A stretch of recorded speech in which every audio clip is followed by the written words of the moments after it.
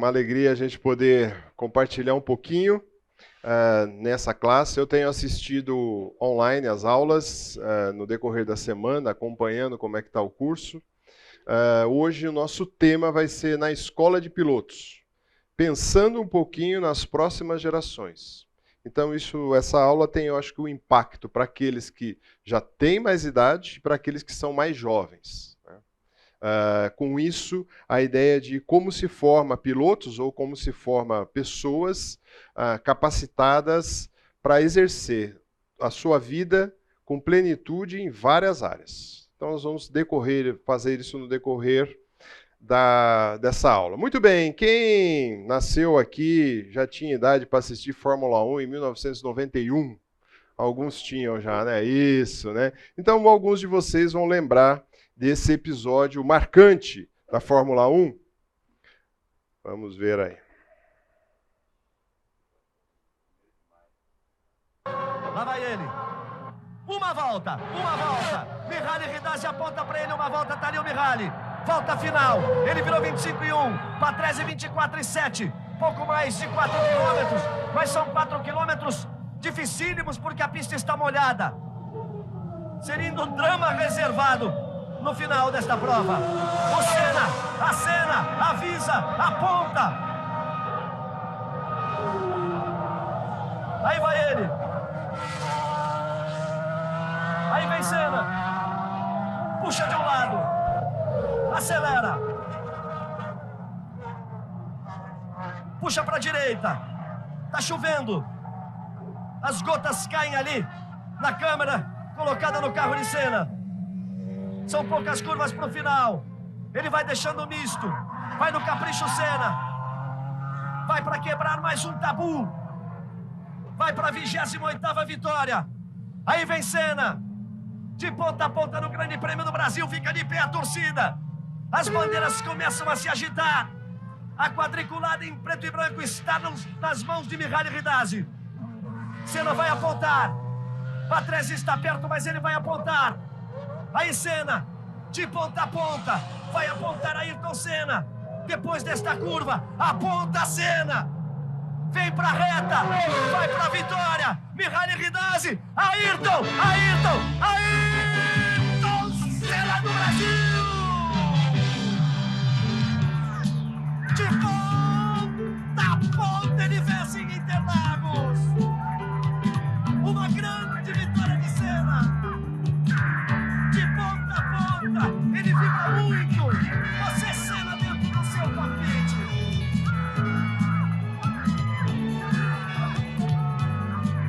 Ayrton Senna de ponta a ponta. Brasil.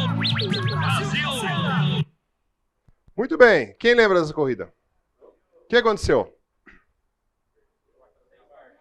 Com a marcha? Não, vamos lá. Largou confiante no domingo. Estudou cada movimento que faria na corrida para vencer sua primeira vez em Interlagos. Chegou a 65 voltas sem susto. De repente, a terceira marcha escapou. O piloto brasileiro tentou engatar então a quarta. Não entrou. A caixa de câmbio estava quebrada. Não poderia acabar assim. Sentiu um frio da barriga, não lembra se rezou, se xingou. Eu acho que eu fico com a segunda opção, mas vamos em frente. As placas da reta do boxe informaram que faltavam 6 voltas. Ayrton Senna se mantinha 7 segundos à frente de Patrese, respirou fundo e pensou, vai dar.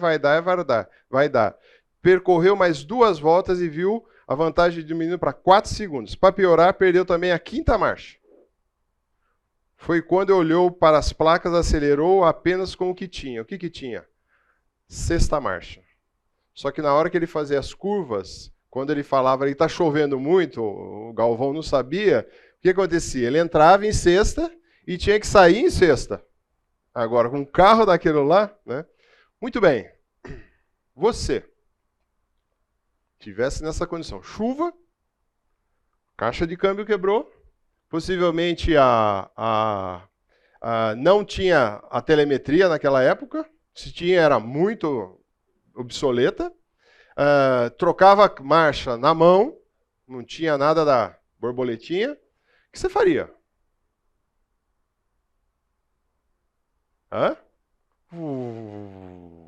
vamos encostar esse carro, não vai dar, né? Mas o cara queria vencer. Falou, não interessa com quantas marcas. Mas você tem... Então, na hora que ele chega para receber aquela bandeira, o que aconteceu?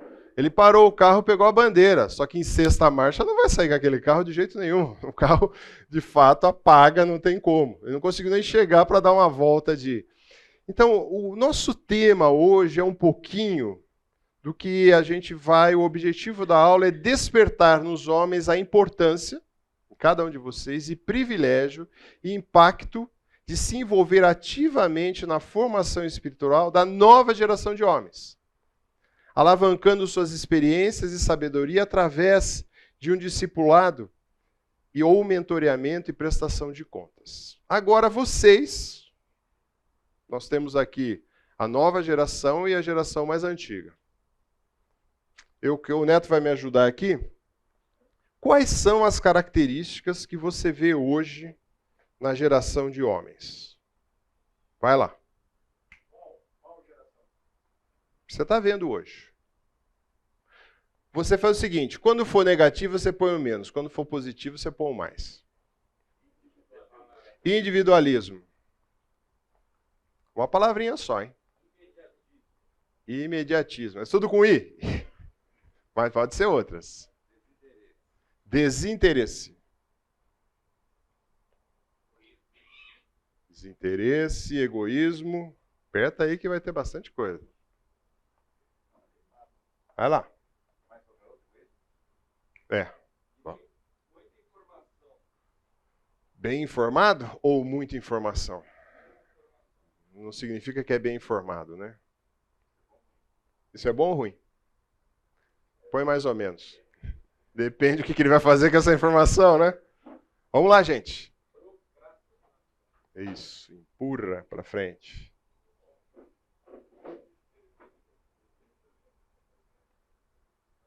E a nova geração, o que me diz? Diz da velha geração, é a chance de vocês, vamos lá. Que é tudo rápido, que é tudo lento. Hã? Já foi. O que vocês dizem? Hã? Vai. Depende, né? O que mais? Autoritarismo.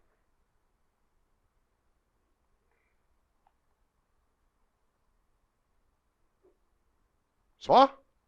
Então tá fácil, pô. Se fosse isso aí, tá.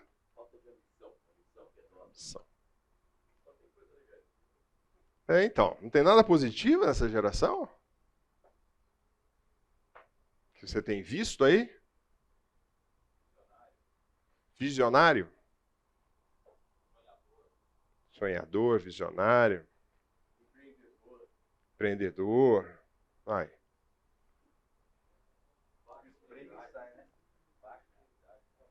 Pouca humildade ou baixa humildade. Mais duas só. Questionador. Tem mais? Tá. Tem algo mais? Tá bom? Vamos parar por aí. Oportunidade. E aí para. Senão não vamos continuar aí. Essa listinha vai ficar aí que depois a gente vai explicar o que é oportunidade. Beleza. Quem daqui já passou por um processo de discipulado? Ou discipula? Uau, beleza. Muito bom. Graças a Deus. Muita gente. Quem daqui discipula outra pessoa? Poucos, né? Talvez você está passando ainda, está se capacitando. Qual marca nós vamos deixar para essa próxima geração, quando a gente discipula? O que nós vamos fazer? Esse é o tema da nossa aula. O William falou um pouco de legado, não vou repetir a aula dele, e aí eu até assisti a aula dele, não tem nada a ver com a aula dele, ainda bem, né? Senão ia ser, vocês iam só assistir a aula dele de novo. Efésios 5 diz assim, porque no passado vocês eram trevas, mas agora são luz no Senhor. Vivam como filhos da luz. Porque o fruto da luz consiste em toda bondade, justiça, verdade, tratando de descobrir o que é agradável ao Senhor. Não seja cúmplice das obras infrutíferas das trevas, pelo contrário, trate de reprová-las. Pois aquilo que eles fazem em segredo é vergonhoso até mencionar. Mas todas as coisas, quando reprovadas pela luz, se tornam manifestas. Por quê? Tudo que se manifesta é luz. Por isso que se diz, desperta você que está dormindo, levante-se dentre os mortos e Cristo te iluminará. O texto, na realidade, Paulo faz um comparativo do que era a vida sem Cristo e passa a ser a vida com Cristo. Ele faz essa divisão bem clara para nós e faz um convite para nós não sermos cúmplices ou participantes das obras infrutuosas das trevas, né? E aí você já deu uma lista de obras que muitas vezes você vê nas gerações e nas pessoas que estão ao seu lado, né? Então nós não devemos ser cúmplices, nós devemos participar disso, né? Mas ele vai dizer assim, e a ideia de ser cúmplice aqui vem da palavra grega que chama comunhão koinonia, que é koinonia. Não se associe, não compartilhe. Tá? Ou seja, não devemos ser parceiros ou coautores dessas cumplicidades. Mas o destaque para mim e é para vocês é essa palavra que ele cita ali embaixo. Desperta. Acorda. E isso normalmente é para nós homens. Nós somos muitas vezes um pouco lentos para ler as situações e para reagir. Em qualquer geração. Se a mulher pode resolver, deixa ela resolver. E não é papel dela muitas vezes. Então, muitas vezes nós estamos, como o texto diz, dormindo. Se que desperta, que na realidade quem está dormindo, concorda? Então eu preciso despertar. Vou despertar aonde? Muitas vezes no seu lar você precisa despertar, acordar para a realidade e trabalhar com bondade, justiça, verdade. Na igreja que você frequenta, você precisa se despertar para as atividades que tem e o seu papel é esperado aqui. Na escola, que você talvez é um professor, ou que você ajuda, ou você é um aluno. No seu trabalho também, você tem que fazer um diferencial. E um elemento que ninguém colocou muito aqui, mas talvez tenha na questão aí de muita informação, quem você é nas redes sociais também. Então, quando a gente olha tudo isso, né, o homem precisa ser despertado. Para que coisas? Para as coisas boas. Primeiro, eu quero dar um contra-exemplo de uma largada espetacular. Eu vou dar um contra-exemplo de uma largada maravilhosa. Por exemplo, nós vimos ali o exemplo do Ayrton Senna, que largou na frente e chegou na frente. Algumas provas de Fórmula 1 acontece isso mesmo. Espero que na vida de vocês, de cada um aqui, na caminhada com Cristo, você largue com Cristo e chegue até o final com Cristo. Um contra-exemplo que eu quero dar sobre isso está relatado no livro de Juízes. Tá? O livro de Juízes e principalmente a vida de Gideão. O livro de Juízes eu gosto de dividir ele em 3 etapas, com 3 is para ficar mais fácil. Primeiro, o capítulo 6 reflete bem isso. Acontecia o quê? Uma indiferença por parte do povo escolhido, por parte do povo da aliança, por parte do povo de Deus. Os filhos de Israel fizeram o que era mal aos olhos do Senhor. O que acontece? Deus intervém na história do povo e manda o quê? Disciplina. Por isso o Senhor os entregou nas mãos dos midianitas durante 7 anos. Você fala, mas 7 anos, irmão, 7 anos os caras vinham, invadiam, levava a colheita, levava, às vezes, filhos, escravos, mulheres, invadia, destruía o gado. 7 anos. E depois Deus faz o quê? Deus sempre, o povo clama, porque eles estão debaixo de disciplina, porque desrespeitaram a primeira coisa, indiferença para com o Senhor. E Deus manda um instrumento sempre. E no livro de Juízes, o que é marcado com esses instrumentos são os juízes que Deus levanta. E um desses juízes que Deus levanta é Gideão. Gideão foi um homem que foi levantado, você está no Juízes capítulo 6, ele é levantado ali. Olha uma visão de Gideão. Você acha que Gideão usava aquele tipo de chapéu lá no Oriente Médio Antigo, né? Então, na realidade, quem pintou esse quadro foi em 1600, ele tinha uma visão bem holandesa, era um dos alunos de Rembrandt, ele pinta esse quadro com a visão que ele tinha. E um anjo aparece para Gideão. Deus o comissiona direto. E aí ele diz assim, meu Senhor, como livrarei Israel? Eis a minha família, é a mais pobre de Manassés, e eu sou o menor da casa de meu pai. Gideão tinha uma visão bem equivocada de quem ele era. E muitas vezes nós podemos ter essa visão de nós, equivocados de como nós podemos ser usados por Deus. E é interessante destacar que ele fala que a família dele, a palavra ali é insignificante. Minha família é insignificante. E é interessante que quando começa a narrativa, se você continua lendo, não vou ter tempo de explorar muito a vida de Gideão, ele vai lá e pega os funcionários do pai, ele mata os novilhos para fazer sacrifício. Opa, quão insignificante era, quão pobre era, se tinha empregado, se tinha gado, né?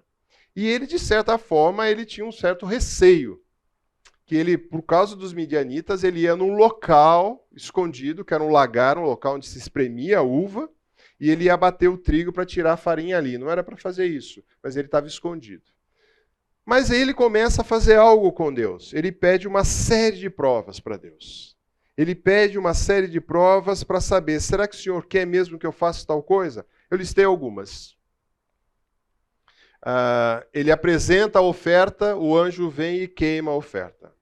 O Senhor fala com ele tem uma ordem de sacrificar, ele pega uma lã, põe um punhado de lã em cima do telhado e fala, Senhor, se o Senhor está comigo mesmo nessa empreitada, só a lã fica molhada e o telhado seco. Deus faz isso. Deus precisava provar tudo isso para ele? Não, mas Deus faz.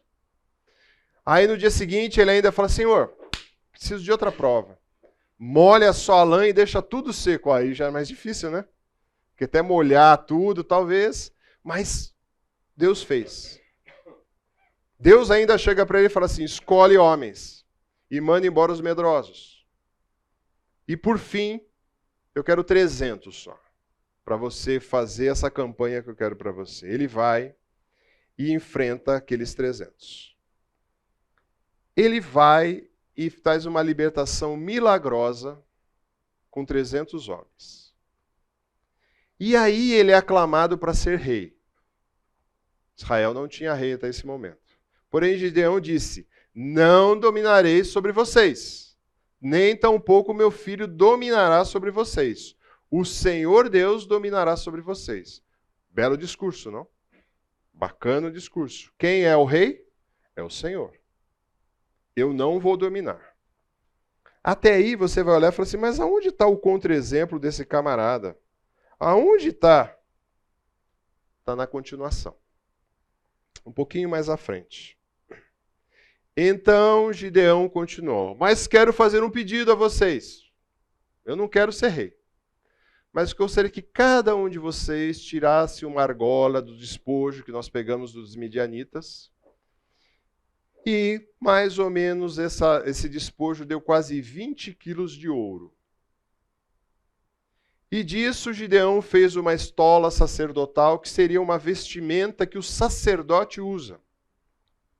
E pôs na cidade de Ofra, que era a cidade dele. E todo Israel se prostituiu, ou seja, adorou a esse monumento que ele constrói ali. E adorou aquela estola sacerdotal.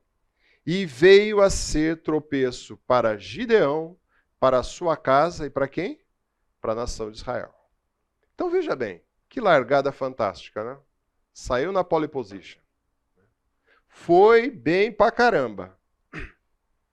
Quando está na reta final, está na curva final, não quero isso. Quero de fato, quem é o rei aqui é o Senhor, eu não vou ser rei.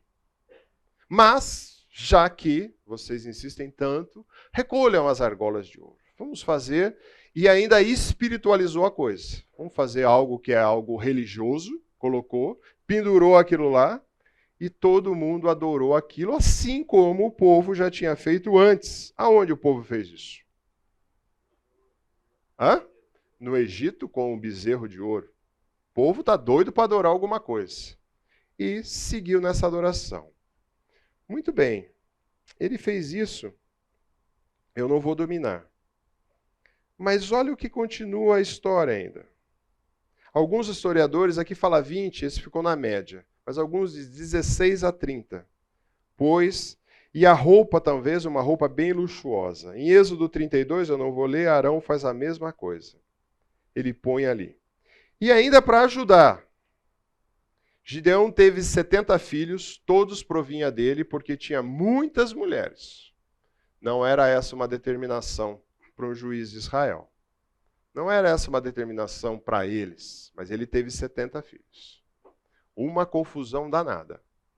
Sua concubina morava em Siquém e lhe deu também um filho à luz. E ele deu o nome de Abi.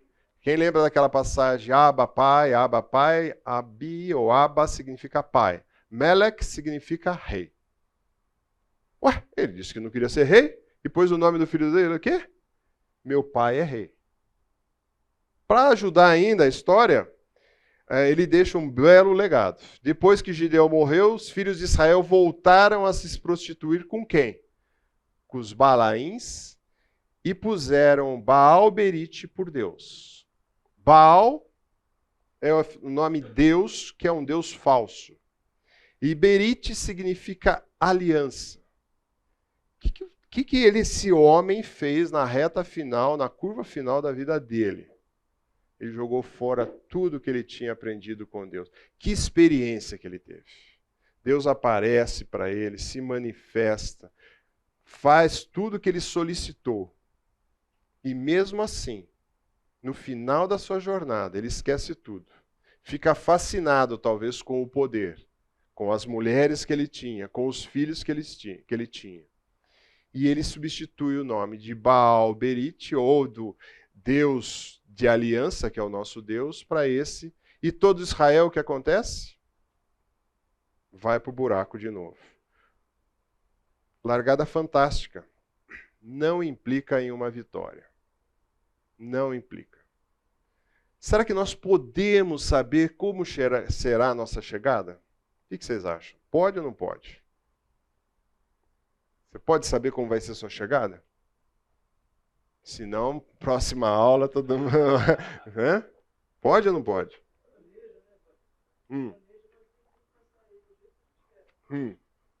E nós coisas com Deus? O que tem na Fórmula 1 que eu falei? Tem a telemetria. Né? Eu não conhecia pouco sobre isso, fui ler um pouquinho e vou dizer aqui. Telemetria na Fórmula 1 permite que as equipes coletem inúmeros dados em tempo real nos seus carros e analisem para maximizar o desempenho dos seus carros. Essa coleta de informação é feita por meio de sensores em várias partes do carro. Então, se você hoje assiste Fórmula 1, aqueles que gostam de jogar videogame ficam maravilhados, porque o próprio volante do carro tem tanta informação ali. Né? Outro dia eu acompanhei um pedacinho, eu falei, não tenho. Até a coloração dava do pneu, se o pneu está gastando muito, e qual roda, qual pneu que está gastando, ou seja, está tudo ali na tela. Então ela tem esses indicadores. Eu destaquei 3 indicadores da telemetria e 3 indicadores que nós temos que ter intimidade com o Senhor.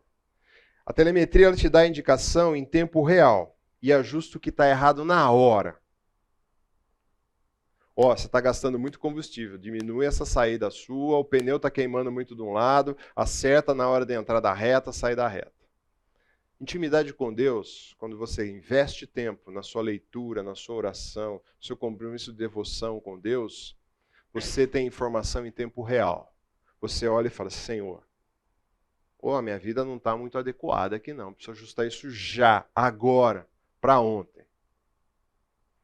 Telemetria também evita problemas futuros, ou seja, está lá, o sensor mostra que vai gastar mais combustível e fala, cara, desacelera ou faz uma outra estratégia nessa tua curva, nessa tua reta, porque não chega até o final da prova. E se você parar, o outro vai te passar. Então é uma coisa mais futura que o cara pode ajustar ali para aquelas voltas. A nossa intimidade com o Senhor, e voltando ali no que o Luciano falou e do que foi falado aqui na frente, nós evitamos problemas futuros. Quanto mais próximos nós andamos do Senhor, investindo tempo com o Senhor, mais a gente evita problemas futuros. E o grande problema futuro dessa geração que eu tenho acompanhado com os homens é pornografia. Pornografia. É absurdamente. Ah, mas aí fora? Não. Dentro da igreja. É pornografia. Então evita problemas futuros. Precisamos estar colado com as Escrituras. Também ela faz uma comparação entre os membros da equipe e otimiza essa corrida. Então, coloca ali, compara os dois pilotos assim. Mas para nós vai otimizar o quê? A nossa corrida na nossa caminhada com Cristo. Como que eu vou levar mais a sério uma vida com Cristo? Como eu vou desenvolver mais a minha vida com Cristo? Como eu vou andar mais em comunhão? Então, gente, o nosso painel, ele acende todos os dias ali, sinalizando para a gente aonde está indo sua vida. O que você está fazendo? Quando você está em intimidade com o Senhor, isso reflete claro para você. Quando você larga a intimidade com o Senhor, você está que nem um carro de Fórmula 1 desgovernado. Né? Ninguém está te entendendo mais. Perguntas até aí? Questões? Nada? Próxima geração. Nós vamos falar sobre isso agora. Qual o quadro atual? Esse é um pastor chamado Renato Vargens. Ele tem um livro chamado Masculinidade em Crise e os seus efeitos na igreja. A crise de masculinidade tem gerado homens extremamente sensíveis e inseguros, incapazes de liderar a família e de ser a linha de frente contra os perigos e os males que atacam o lar. Também entendo que a feminização do homem ocidental tem sido catastrófica para a igreja, pelo menos em 4 aspectos. O livro dele, ele dá os problemas e também, é lógico, ele vai apresentar soluções. Vocês me deram vários problemas aqui do homem atual. Né? Então, ele trata esses problemas primeiro como um acovardamento. Os homens estão covardes em assumir a liderança na igreja local.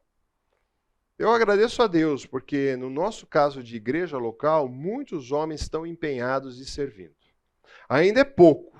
Natanael outro dia estava relatando o nome de homens empenhados em ensinar com as crianças, né, Nata? Quantos são? Quantos por cento? É homem, quantos por cento é mulher? 15% homens e o restante é só mulher ensinando os filhos de vocês, ou as próximas gerações.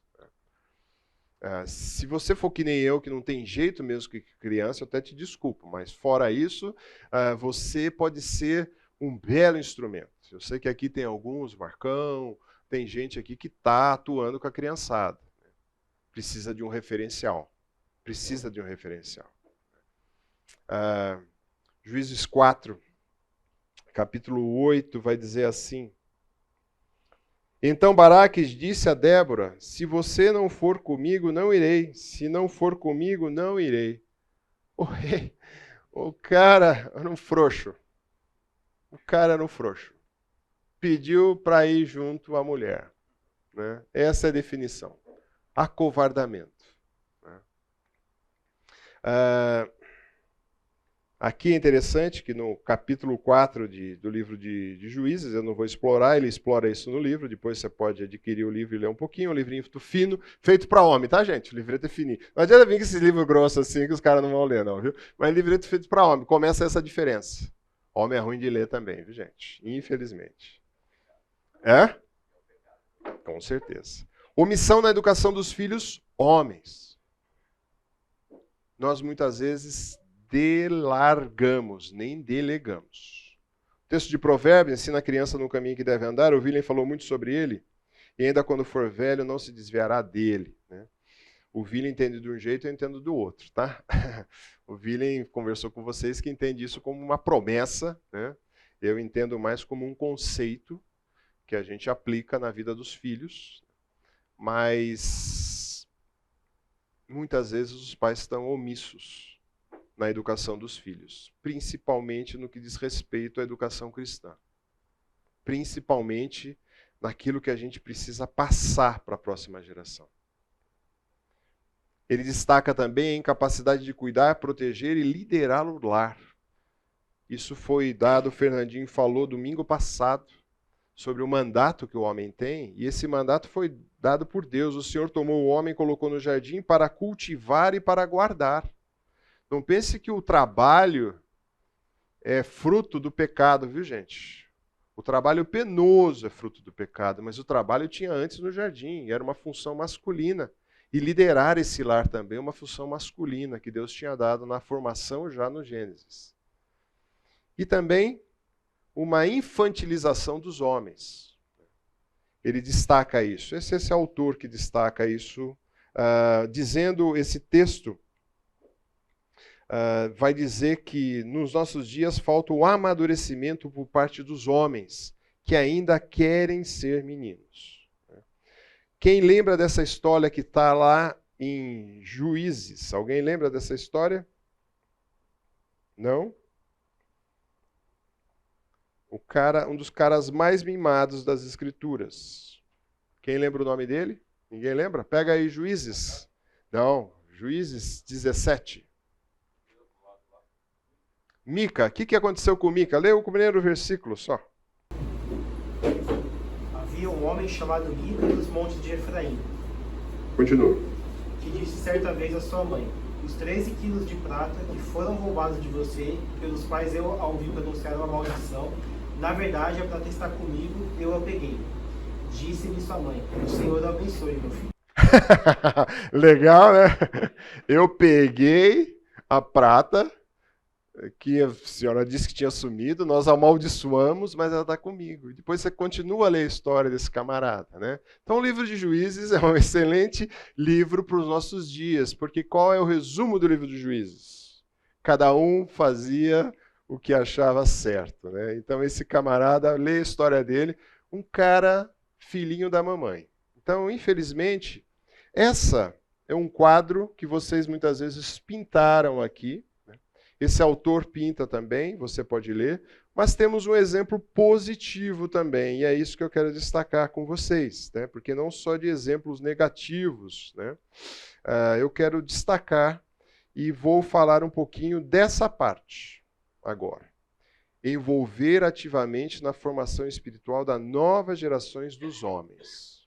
Esse é o nosso objetivo da aula, tá?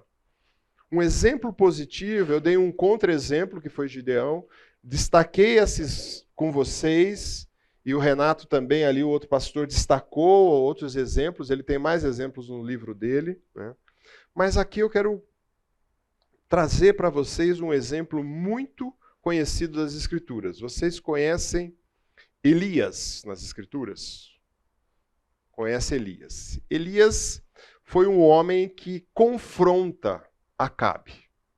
Acabe quem que era? Era um rei frouxo, que quem mandava nele era, também com o nome desse, né, de mulher, né, Jezabel. A mulher é que mandava nele.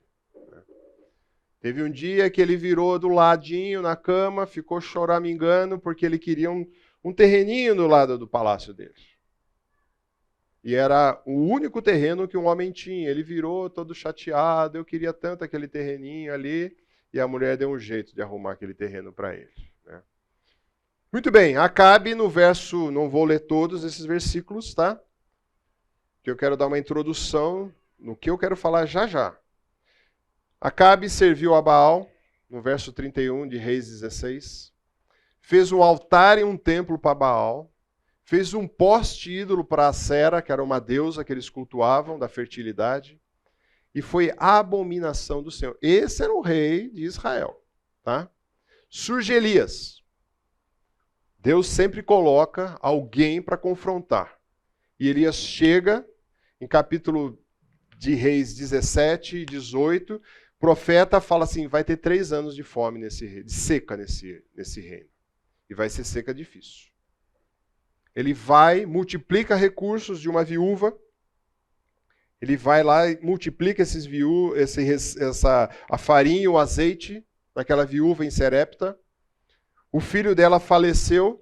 Ele vai e ressuscita esse garoto. Desafia 450 profetas falsos de Baal. num confronto público. Pega lá, o pessoal põe o seu holocausto, ele põe o holocausto dele, os caras começam e falam assim, então vamos fazer, vamos dizer assim, entre aspas, uma competição. Ore para o seu Deus falso e peça para que ele consuma o holocausto. E os caras ficaram o dia inteiro, se cortaram e nada. Ele manda o moço ir buscar água, molha tudo aquilo lá ainda, ora e Deus põe fogo naquilo lá, e ele mata todos esses profetas. Quando você olha, fala assim, uau!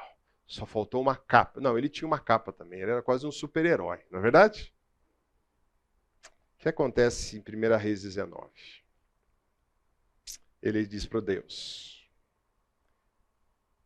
tenho sido muito zeloso pelo Senhor, Deus dos exércitos, porque os filhos de Israel deixaram sua aliança, derrubaram os seus altares, mataram seus profetas à espada. Só fiquei eu, e eles estão querendo me tirar a vida. O que aconteceu com aquele homem? Hã? O que aconteceu? Cansou, desanimou, deprimiu. Então isso é uma outra mentira que existe também quando a gente escuta que homem não pode ficar deprimido, tá? Você pode ficar deprimido. E Deus deu um tratamento com ele. O que Deus fez? Mandou ele para uma caverna, vai descansar, vou te alimentar, vou cuidar de você. Aí chegou um tempo e falou assim, chega. E então o Senhor disse a Elias, vá, volte ao seu caminho, no caminho de Damasco. Chegando lá, unja Azael como rei da Síria, unja Jeú, filho de Nice, como rei de Israel, e Eliseu, filho de Zafar, de Abemeloá, como profeta em seu lugar. O que aconteceu com Elias aqui? Estava saindo do seu cargo, estava deixando a sua função, estava fazendo uma transição de carreira aqui para o próximo. Estava fazendo, como chama? Quando você sai de sucessão. Ele achou que falou assim, eu já fiz o que tinha que fazer, Deus, agora deixa eu aqui na rede, sossegado. Deus falou o que para ele? Não. Eu gostei muito da fala, de uma das falas que o William usou.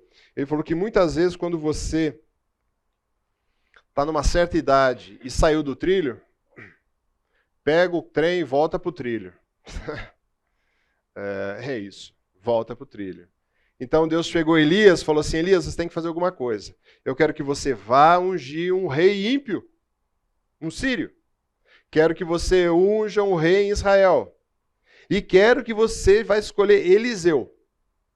E para não ter dúvida, eu vou te dar o nome, sobrenome, nome do vô, nome de todo mundo. Ele é filho de tal e de tal.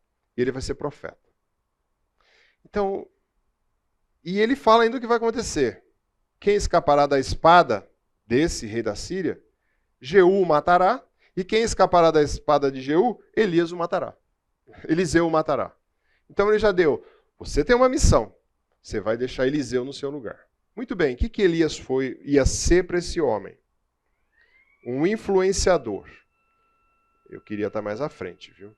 Quem são os influenciadores dos nossos dias? Vocês estão prontos antes do café? Esses são os influenciadores para vocês que têm menos de 30. Quem conhece essa galera? Ah, conhece. A galera menos de 30 conhece, tá? Então tá lá, inspiradores. Esses são a turma que está influenciando a nova geração. Tá legal? Você tem ali... Vou ler o nome porque eu também não sei, tá? Tem parente, né? Tem mais parente?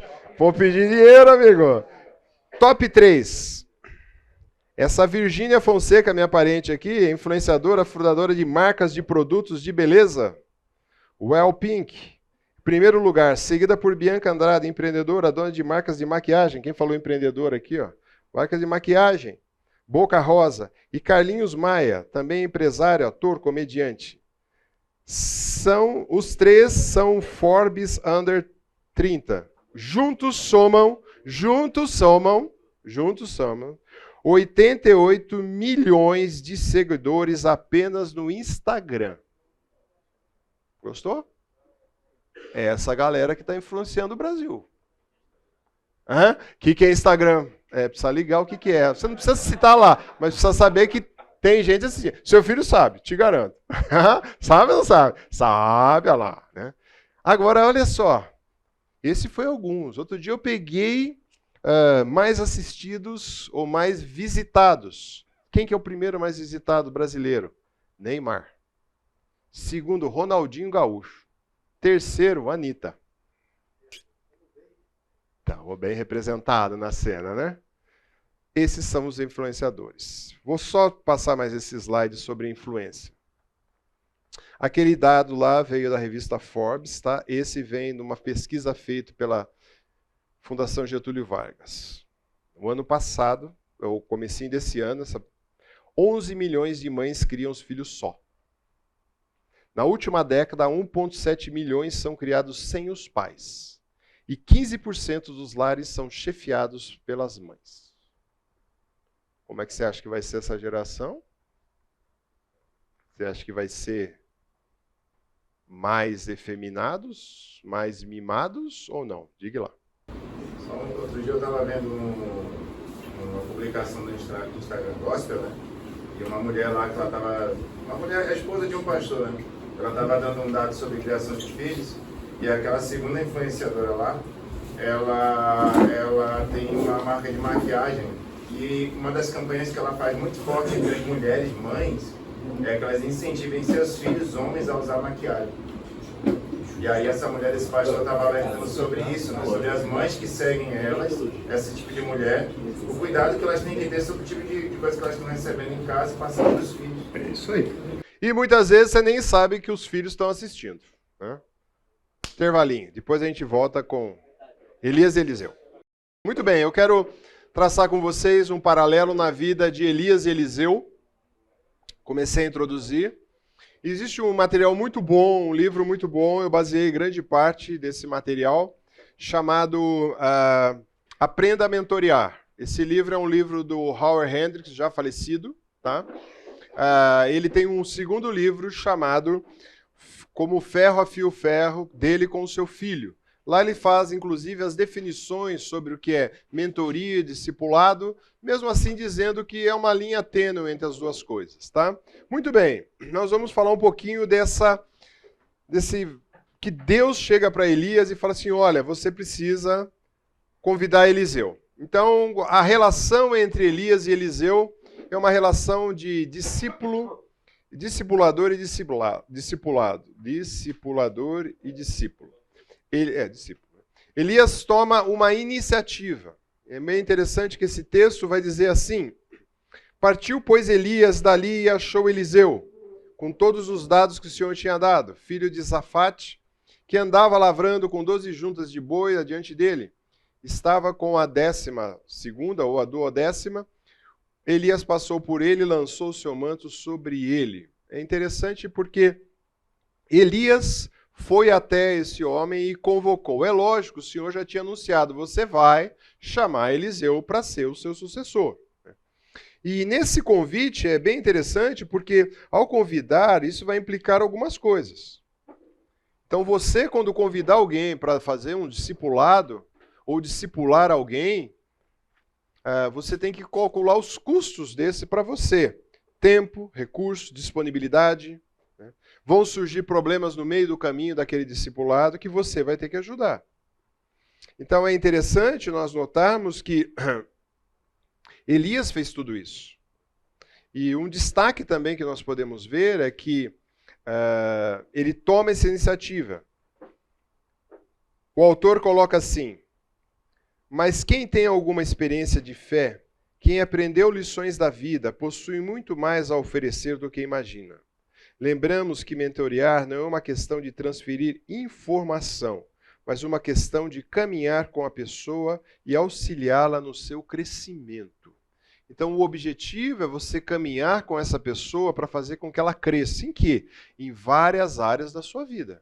Quer seja profissional, espiritual, nos relacionamentos com os filhos, com os parentes, com a esposa. Então é interessante que Elias tome essa iniciativa, vai até Eliseu, sabe que vai ter um custo nisso. Né? Eu sempre tenho a prática de escolher pessoas para fazer discipulado. E outro dia atrás eu estava tentando mapear quantas pessoas na minha jornada cristã, eu me converti em 1980, eu montei em grupos discipulados. Eu acho que esqueci algumas, mas eu contei, eu consegui já passar 50 pessoas, 50 homens, né, que eu convidei para discipular. Aí você fala, todos foram? Não, nem todos. Alguns mais ou menos, outros nem sei onde estão mais, né? Mas a gente investe. Hoje eu estou com um grupo atual, semanalmente nós estamos lá, das 6h30, horário que ele sai do trabalho, até às 8h, estamos estudando as escrituras juntos. Né? Para quê? Pensando na próxima turma. Né? Então, muitos de vocês vão ser esses mentores e vão convidar pessoas. Né? Uma vez eu saía daqui de Campinas e ia até Americana. Eu tinha um grupo discipulado lá. E aí alguém falou assim, puxa, mas você sai daqui e vai até Americana? Eu falei, vou. Ali são 4 chefes de família, 4 profissionais, 4 homens que eu quero ver crescer com Deus. Né? E graças a Deus, quando eu olho a vida desses homens, exceto um, por um outro motivo, mas os outros 3 cresceram com Deus, desenvolvem bem na sua família, na sua profissão, servos na igreja. Né? Não é mérito meu, viu, gente? Esquece. Sou pecador, muito pecador, tenho muitas falhas, mas isso vai ter custo. Você vai gastar para fazer essas coisas, você vai gastar seu tempo, você podia estar em casa, tranquilo, descansando, né? Mas você vai investir na vida de outros. Elias faz isso com Eliseu. Tá? Outra questão também, Elias se mostra disponível. Então, o que precisa acontecer por parte daquele que quer discipular alguém é estar disponível. Às vezes a pessoa tem uma vontade danada de ser uma pessoa que vai discipular. Mas às vezes o cara entra 5 da manhã no ônibus, trabalha fora, chega às 8 da noite em casa morto, a semana inteira, o sábado que ele teria para desfrutar com a família, ele não tem disponibilidade. Ele pode até ter a vontade de querer fazer a coisa, mas não consegue. Né? Então a gente precisa estar disponível. Né? Eu lembro de um irmão aqui da igreja que eu sempre abordo. Olhando essa classe aqui, acho que não. Acho que vocês são frequentes na igreja. Mas alguns irmãos dão uma sumida de vez em quando. É minha responsabilidade ir lá e falar onde você está, o que aconteceu. E tem um irmão que deu uma sumida uma vez. E ele foi um dos discípulos. E eu tinha muita intimidade. Eu falei, cara, cadê você? Aí, depois de muitos domingos, ele apareceu. Eu falei, puxa, que bom te ver aqui, cara. Fico feliz de estar vindo, participar da comunhão, estar junto e tal. Não, sabe o que é? Eu estou muito ocupado. Eu falei, o quê? Não, eu estou trabalhando muito. É verdade? Você tem emprego, né? Tem. Está trabalhando muito? Tá bom. Aí abri aquela porta lateral da igreja, mostrei, a gente está vendo todo esse pessoal que está aqui assistindo o culto, tudo vagabundo. Ninguém faz nada. Nada para fazer, vem no domingo. Eu tinha muita intimidade com ele, né? Todo vagabundo, os caras estão fazendo. Aí ele falou, não é assim, vai. Eu falei, o que você está me dizendo? No domingo, o dia que você separou para estar com os irmãos, para escutar da palavra, para estar junto, você está em casa, você vai fazer... Então, essa disponibilidade, a pessoa precisa estar disponível para vir, para frequentar. E nós também precisamos escolher pessoas que vão ter também esse desejo. Então, Elias se mostrou disponível na mão do Senhor, porque ele podia falar assim, Senhor, chega, já fiz tanta coisa. Tá bom, já cumpri o que eu tinha que cumprir. Mas Deus falou assim, não, vai lá. Um exemplo muito forte que nós podemos ver é a imitação ou o modelo. Elias serviu de modelo. A imitação é a forma de aprendizado inconsciente de maior impacto. As pessoas com quem convivemos se esquecem daquilo que dizemos, mas raramente se esquecem do que fazemos. Por isso, seja qual for o comportamento que tivermos perante o nosso pupilo, será isso que ele provavelmente imitará. Ou, em alguns casos, rejeitará. Então, o que você faz, fala bem alto. Fala bem alto. As pessoas vão olhar mesmo e vão falar, uau. como ele trata a esposa, como ele trata os filhos, como ele é como profissional, como ele é com a seriedade com as Escrituras. Será que ele faz tudo isso? Então é interessante que Elias deixou e foi um modelo quando ele trouxe Eliseu para acompanhá-lo em várias ações. Primeiro, tem um confronto que ele faz com Acabe por causa daquela vinha que ele rouba de Nabote e até chega à morte, se não me engano, de Nabote. Ele leva Eliseu junto para dar a dura no rei. A coisa que você fez.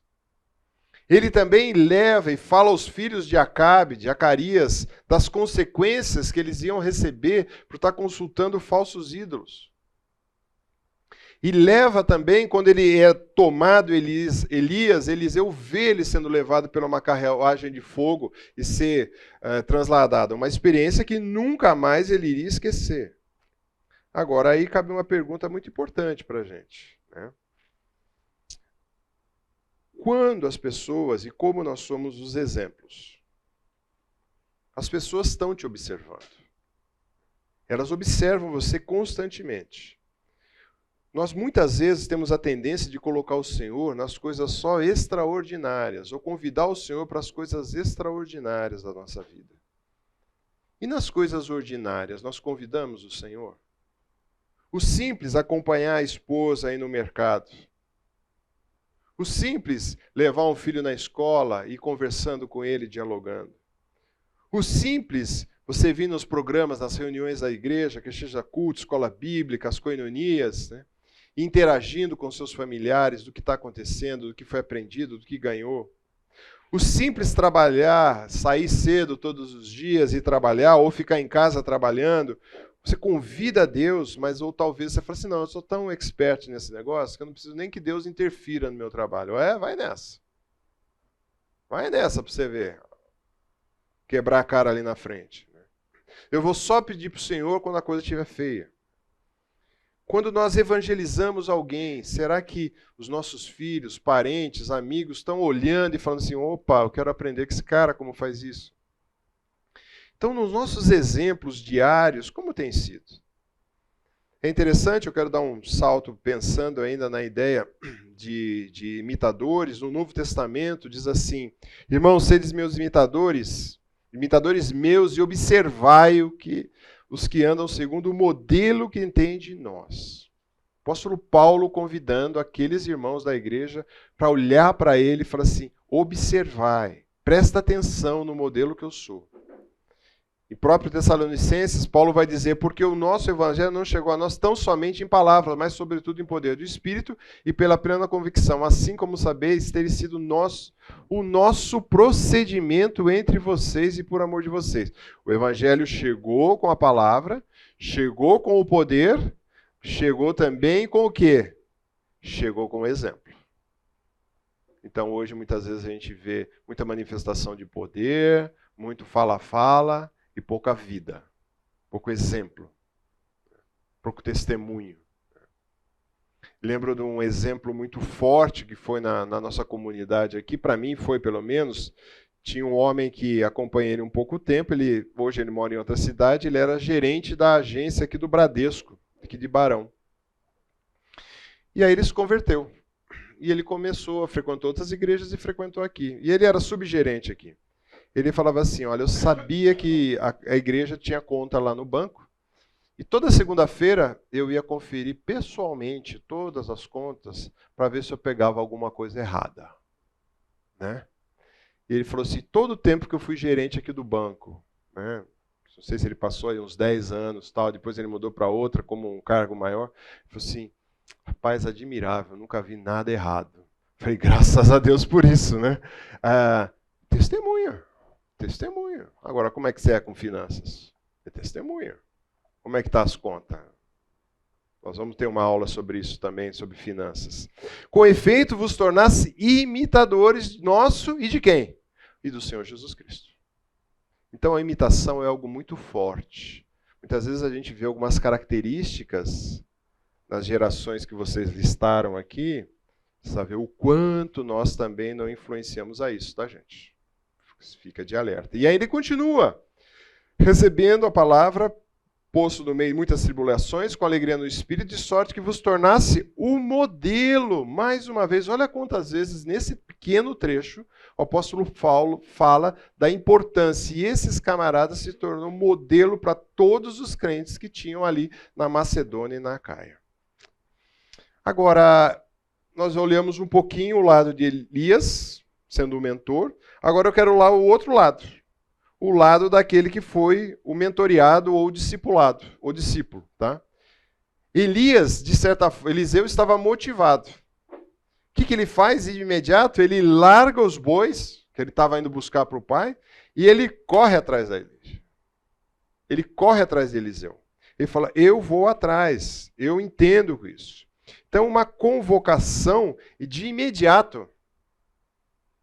Não foi, eu vou pensar um pouco. Ele falou assim, eu só vou em casa, vou despedir dos pais e ele fala, vai e volta e já sabe que você vai vir comigo aqui. E ele faz isso.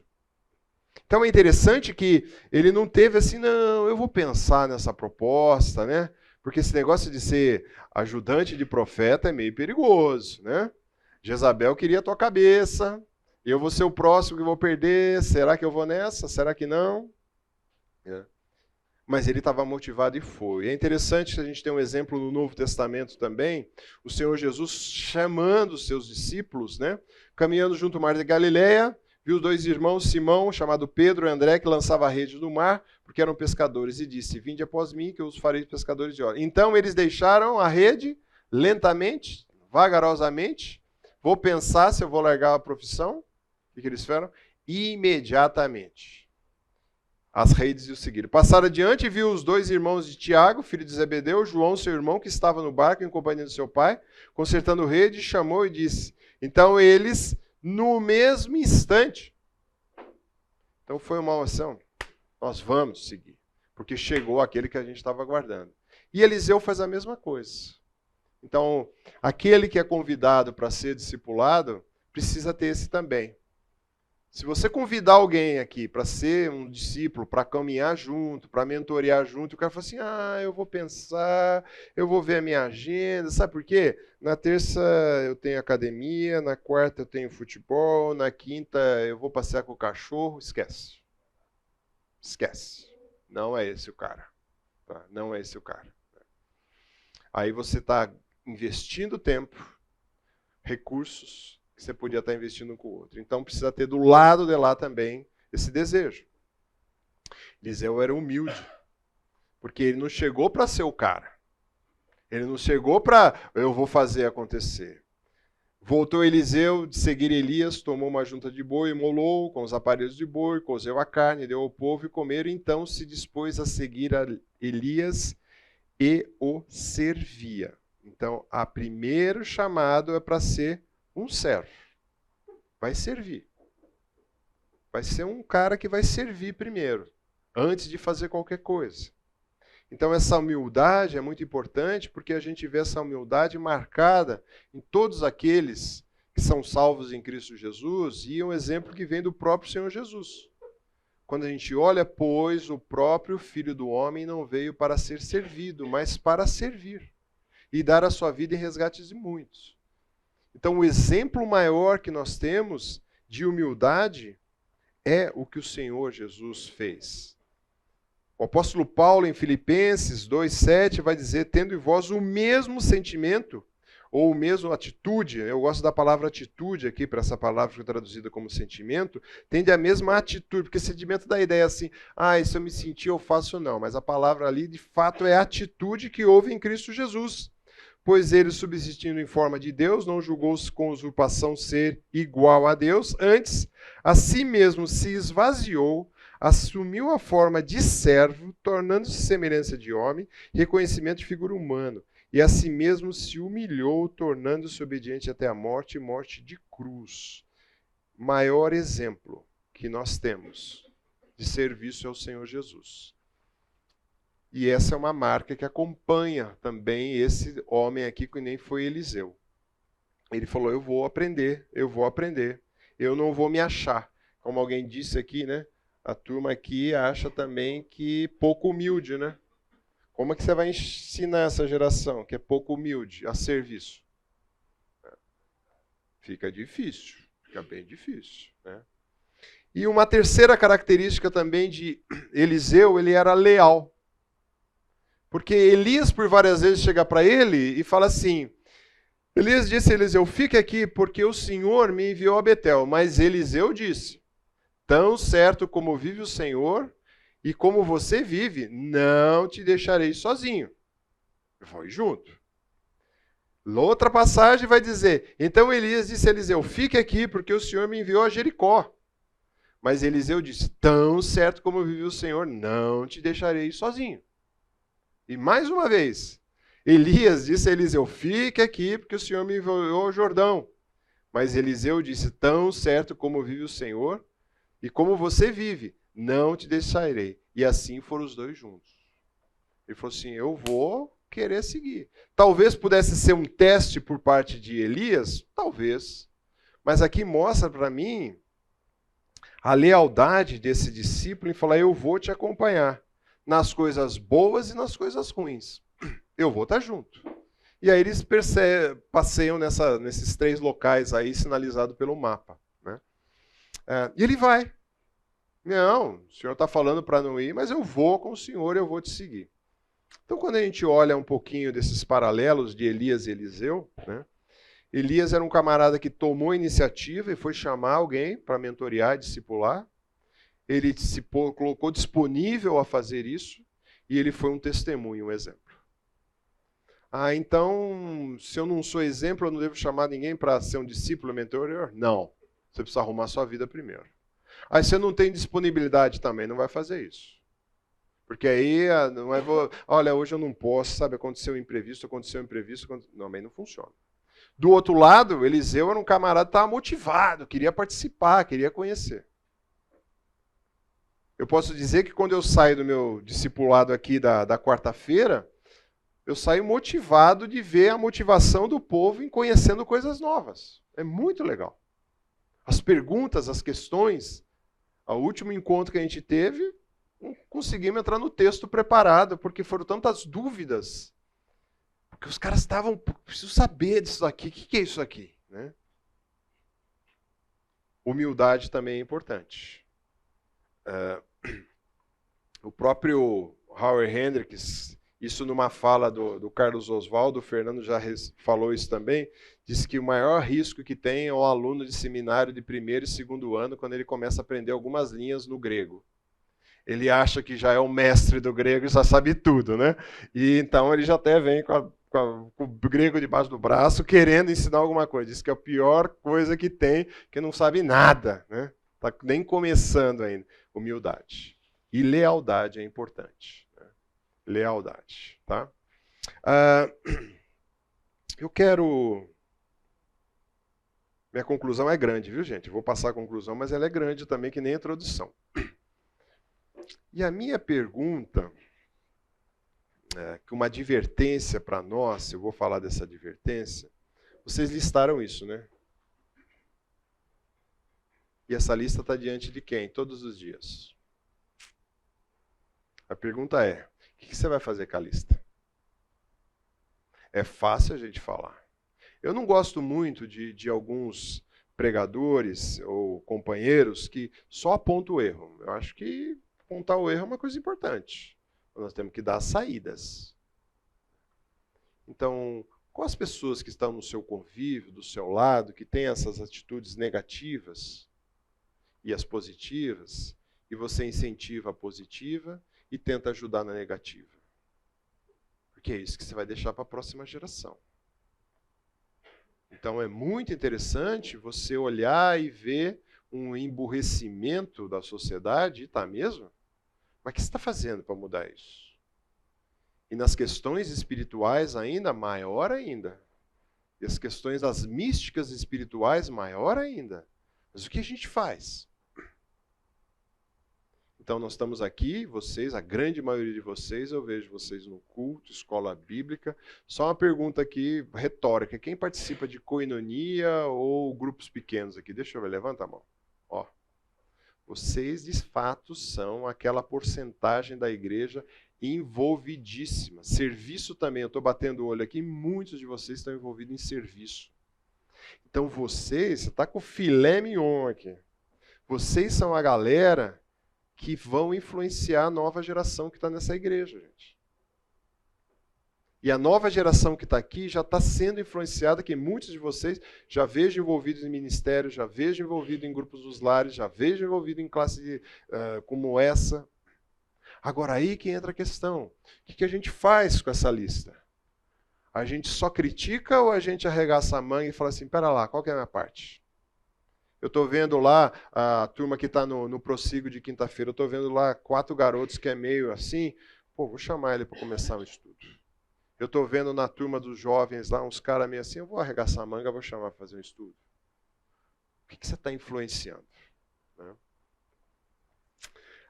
Uma advertência para nós, esse texto de Hebreus é muito forte quando ele diz assim, a esse respeito temos muitas coisas a dizer, coisas difíceis de explicar porque vocês ficaram com preguiça de ouvir. Pois quando você já devia ser mestre, levando em conta o tempo decorrido que vocês têm, novamente necessita que alguém lhes ensine quais são os princípios elementares dos oráculos de Deus. Eu sei que daqui dentro dessa classe tem pessoas das mais diversas épocas de vida cristã e de salvação. Mas tem muitos aqui que se converteram há muito tempo. E infelizmente ainda precisa explicar ou dar o leitinho ainda. Porque falta crescer. Então, essa advertência para nós, e serve para mim, eu olho também, e ele fala, o autor fala muito preguiça, ou moroso no ouvir, ou lento, né, ou indolentes, ou apáticos. Né? Eu também sei que tempo e maturidade não tem nada a ver. Tá? É lógico que com o tempo passado, espera-se que você seja mais maduro. Mas isso não é uma verdade tão simples e certa assim. Mas o trecho liga ao anterior, que ele está falando sobre o autor da nossa salvação, que vem antes, ele fala do sacerdote de Melquisedeque, né? Mas ele fala de alimento. Preciso dar alimento básico para vocês. Vocês não precisam disso, ou não deveriam precisar. É interessante nós notarmos também que a consequência de muitas vezes um adulto, se você é um adulto e só está tomando parte de um alimento, você vai ficar subnutrido. E quando você fica subnutrido espiritualmente, o que acontece? Você fica aberto a novas heresias. Então você escuta um discurso bonito por aí, fala, pô, acho que esse cara tem razão um pouco naquilo ali. Você também fica mais suscetível ao pecado. Mas eu conheço gente que faz, por que também eu não posso fazer? Você começa a esfriar na fé. E você também começa com o pior do que esfriar na fé, aquela mornidão espiritual também. Aí você relativa pecado, afasta dos irmãos, porque os irmãos vão chegar para você e falar, camarada, você está indo numa rota de colisão. Você fala, eu vou lá só para o cara falar isso para mim, tá louco, né? E você se afasta do Senhor. Eu fiz uma pergunta no nosso grupo de quarta-feira. Nosso grupo de quarta-feira, o pessoal colocou geração X, mas não é geração X lá não, é a geração Y, né? É a geração que nasceu de 80 para frente. Né? Então a turma tem lá mais de 30 anos, solteiros, né? Sem contrair família. E numa sala que nós estávamos com 30 pessoas, aquele dia, eu perguntei, quantos daqui entenderam de Cristo em casa e por amigos? Dos 30. Só 2 foram por amigos. Os outros todos entenderam do evangelho aonde? Em casa. Eu fiquei surpreso. Falei assim, pô, a maioria vem de um berço evangélico e graças a Deus essa geração ainda está aqui dentro. ganhando do Senhor e crescendo. Os pais ali não foram omissos nessa transmissão. Os pais não foram acovardados de falar do Evangelho. Os pais foram rígidos quando teve que ser rígido no caminho educacional que esses filhos tiveram. Aí eu fico pensando, né? E também muitos deles envolvidos na obra do Senhor, servindo o Senhor. Graças a Deus por isso. Por quê? Porque esses pais não tiveram, vamos dizer, de certa forma, dando leitinho para esses filhos a vida toda. Com isso, o Viren apresentou a importância de você deixar um legado para os seus filhos, para os seus herdeiros, né? Eu quero deixar que você precisa deixar também uma boa herança para a próxima nossa geração de pilotos aqui. Tem muitos pilotos começando a primeira volta. Diferentemente dos meus grupos de discipulado, eu sempre pego, às vezes, 2 grupos. Eu sempre pego gente visando a liderança. Esse grupo eu peguei gente no começo da pilotagem. Gente que foram batizadas agora no último batismo. E tem um representante deles aqui, né? O Rodolfo, né? Então é interessante. Gente nova na fé, com uma fome danada, né? Que às vezes eu não vejo em gente muito velha com fome como eles têm, né? E tem sido interessante ver cada reunião, cada crescimento, cada envolvimento e cada desafio. Assim, eu quero dizer para vocês, vale a pena investir.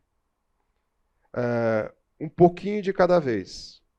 Quando a gente pensa no pouquinho de homens que Deus escolheu, o Senhor Jesus escolheu para transferir toda a mensagem dele. 12, ou melhor, 11, né? Um não conta. E o que esses homens fizeram? Nós estamos numa sala aqui com um número bem maior. O quanto a gente pode impactar a sociedade que a gente está. Então, os recursos que nós temos vindo do Senhor, a palavra, o Espírito Santo, as amizades, os exemplos, nós temos que levar em frente. Gosto muito daquele trecho que eu li no começo. Desperta o que tu que dormes, talvez você está dormindo. Precisa acordar. Precisa acordar para a realidade, né? Se você acha que está ruim, nós estávamos conversando aqui no intervalo, se você acha que está ruim, fique esperto, vai piorar. O apóstolo Paulo achava que estava ruim no primeiro século. Imagina se ele estivesse hoje, o que ele ia achar? Bem pior. Mas cada época tem a sua época. Nós estamos nessa época e nós temos que fazer a nossa diferença aqui, né? Então a questão é, nós estamos nos preparando para ensinar outros, né?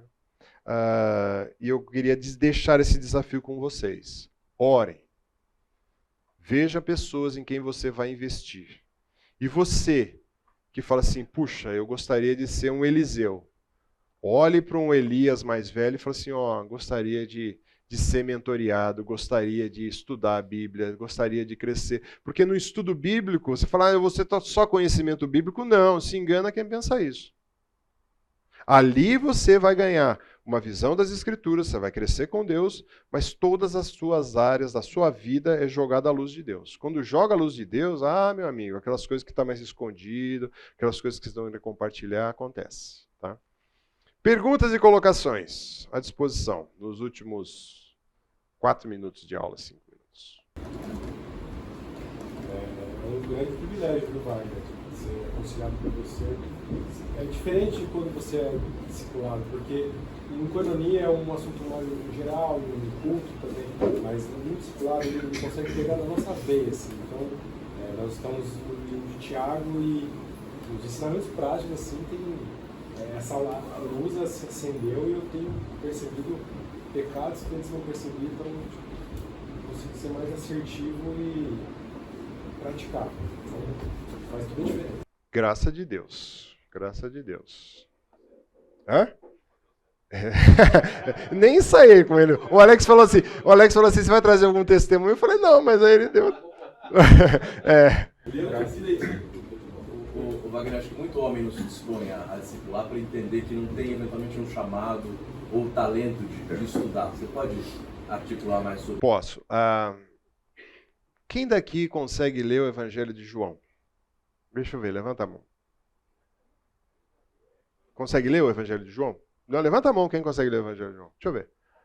Eu vi pouca gente que não consegue ler o Evangelho de João. Se você consegue ler o Evangelho de João, tem um pouquinho de entendimento, chama alguém para estudar com você junto ao Evangelho de João. O primeiro camarada que eu peguei para discipular era um amigo meu, o Domingos, irmão do Edmur. O Edmur está aqui com a gente, Domingos está em Curitiba. Aí eu cheguei e apresentei o Evangelho para ele. Todo envergonhado, eu falei assim, você quer conhecer mais estudar a Bíblia? Ele falou assim, quero. Eu falei, e agora? O que eu faço? Eu tinha talvez uns 6 meses de vida cristã. Eu falei, o que eu faço? Aí eu arrumei o material. Gente, eu lembro que o primeiro estudo, eu suava tanto, eu estava tão nervoso, eu tinha escrito tudo que eu ia falar. Né? Eu li assim, então, assim. E foi muito interessante, porque Deus foi cutucando. Vai se preparando melhor. Estuda mais aqui, vê mais ali. Então você talvez tenha essa mística, não, só pode discipular quem é pastor, só pode mentorear quem está na liderança da igreja. Equívoco. Se você tem um discernimento da palavra, lembra aqueles exemplos lá? Ó? Se você tem vida, tem disponibilidade e é iniciativa, e é lógico, você tem que conhecer um pouco das escrituras. Não precisa ser um teólogo, né? Não precisa ser um teólogo. Com o tempo você vai ganhando maturidade. Com o tempo você vai ganhando vivência. Por exemplo, aqueles que começaram aqui a ensinar numa koinonia. Como foi o primeiro estudo da koinonia? Judiação para os outros que estavam escutando, né? Primeira aula, judiação, aquela aula quando o povo estava escutando. Mas Deus vai capacitando você. Vai te habilitando.